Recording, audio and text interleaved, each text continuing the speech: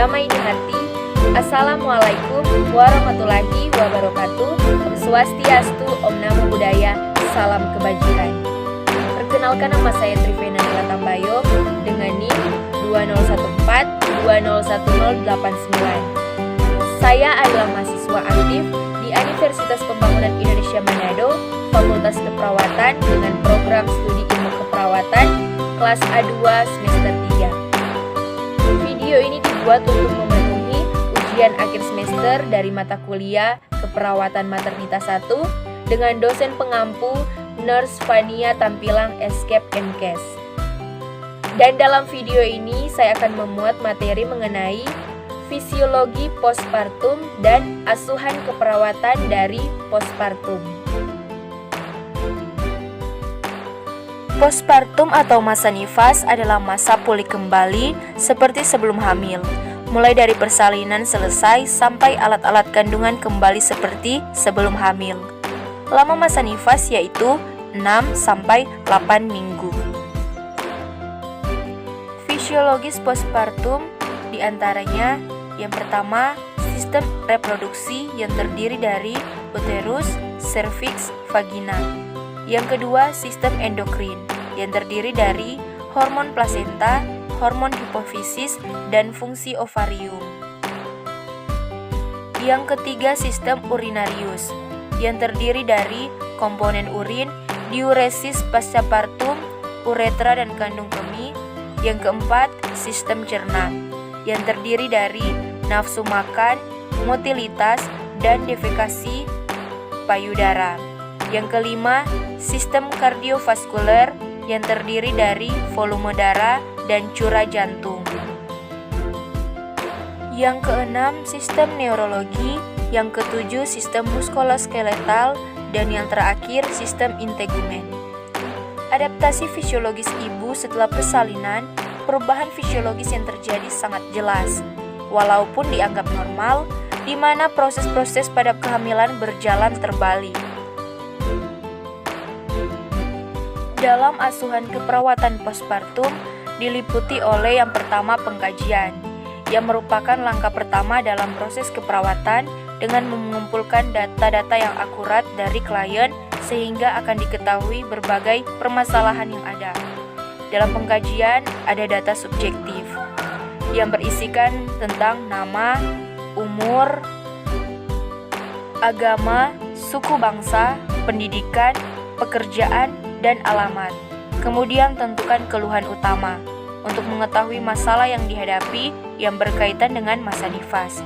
Misalnya pasien merasa kontraksi. Kemudian tanyakan riwayat kesehatan. Riwayat kesehatan terdiri dari 3 bagian, yaitu riwayat kesehatan yang lalu, riwayat kesehatan sekarang, dan riwayat kesehatan keluarga. Kemudian, tanyakan riwayat menstruasi untuk mengetahui kapan mulai menstruasi, siklus menstruasi, lamanya menstruasi, banyaknya darah menstruasi, teratur atau tidak menstruasinya. Yang berikut, riwayat perkawinan. Pada status perkawinan yang ditanyakan adalah kawin syah berapa kali. Kemudian riwayat kehamilan, persalinan, dan nifas yang lalu untuk mengetahui jumlah kehamilan dan kelahiran. Kemudian riwayat keluarga berencana. Riwayat kehamilan sekarang, riwayat persalinan sekarang untuk mengetahui tanggal persalinan, jenis persalinan, jenis kelamin anak, keadaan bayi, dan kemudian pola kebiasaan selama masa postpartum yang terdiri dari nutrisi, eliminasi, istirahat atau tidur, keadaan psikologis, riwayat sosial budaya. Yang keenam, penggunaan obat-obatan atau rokok. Berikut bagian yang kedua yaitu data objektif. Data objektif adalah data yang sesungguhnya dapat diobservasi dan dilihat oleh tenaga kesehatan yang meliputi status generalis, yang di dalamnya keadaan umum untuk mengetahui apakah ibu dalam keadaan baik, cukup atau kurang. Yang kedua, kesadaran untuk mengetahui tingkat kesadaran ibu. Yang ketiga, tanda-tanda vital yang di dalamnya berisikan tekanan darah, nadi, suhu, Kemudian respirasi. Yang berikut tinggi badan, LILA untuk mengetahui status gizi pasien. Bagian B, pemeriksaan sistematis yang terdiri dari inspeksi, yaitu rambut, muka, mata, mulut atau gigi atau gusi, abdomen, vulva, fundus uteri, kandung kemih, lokea, perineum, dan terakhir anus. Bagian yang kedua, palpasi, yaitu leher, dada, abdomen, yang terakhir ekstremitas. Bagian C, pemeriksaan penunjang, adalah pemeriksaan yang dilakukan untuk mendukung penegakan diagnosa, yaitu pemeriksaan laboratorium, ronsen, ultrasonografi, dan lain-lain. Bagian yang kedua adalah menentukan diagnosa keperawatan. Yang ketiga, buat intervensi keperawatan.